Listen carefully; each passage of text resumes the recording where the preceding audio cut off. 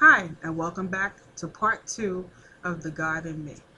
This next story I'm going to share with you is very personal. I'm going to try to get through it.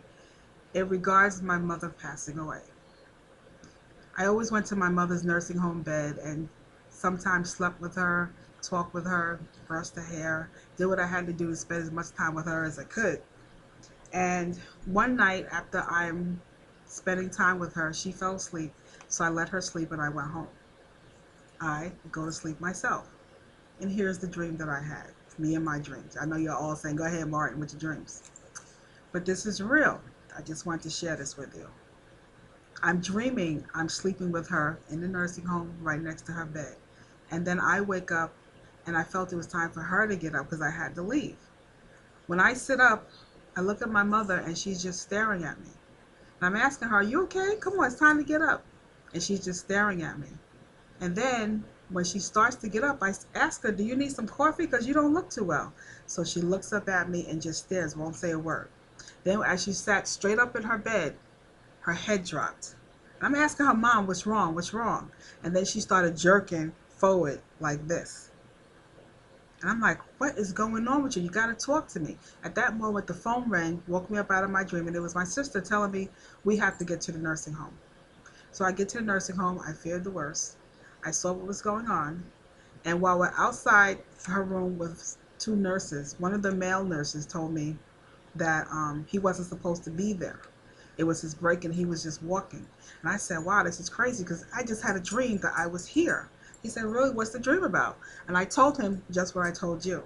She sat up in her bed, head dropped, and then I woke up out of my dream. He took two steps back. And I said, okay, I know I rushed here without taking a shower, but why are you taking two steps back? He said, let me explain. I told you I wasn't supposed to be here. I was just on my break. As I was walking past your mother's room, I heard her choking.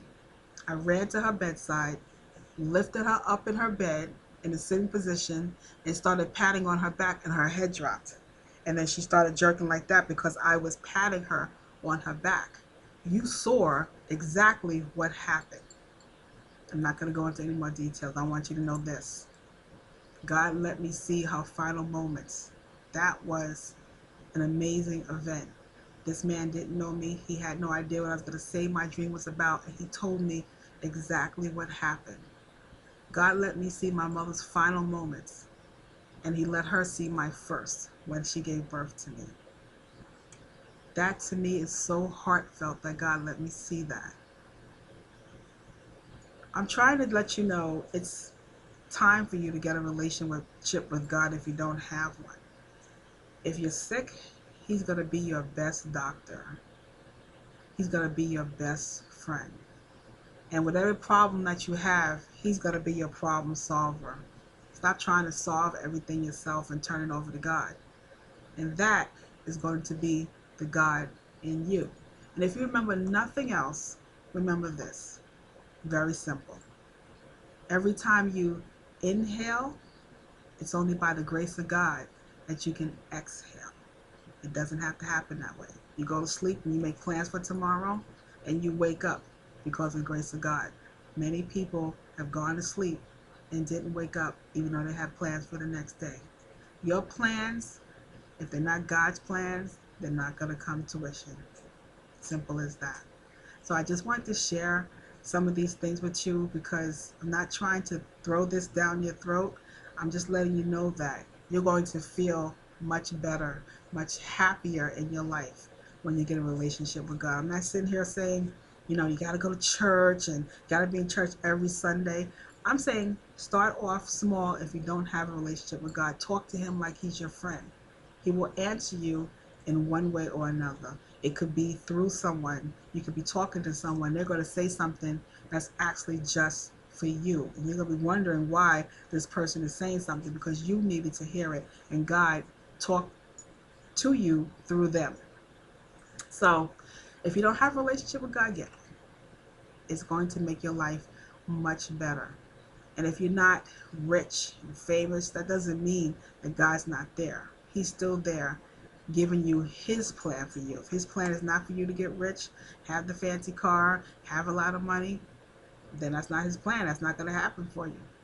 I would rather have a lot through God than not through God, because a lot of money that has been blessed by God is just that, a lot of money. You're not going to gain anything from it. You probably get more heartache than anything else. So I'm glad you listened. I really need to get that off my chest and get it into your ears. And if you want to reach out to me about this show or have comments, you can leave it to me on Facebook, Yvette Samuels, or at my email, Qeen, aka Misty, at yahoo.com. I would really love to hear from you. So remember, always trust God, because He's your first and last step. He's your first and last thought, and you're going to be much happier. So until we meet again, remember these words from Luke chapter 6, verse 31. Do unto others as you would have them do unto you. Stay blessed. Be safe. Remember always to trust God. And remember, your Queen has spoken. Thanks for watching. Ciao.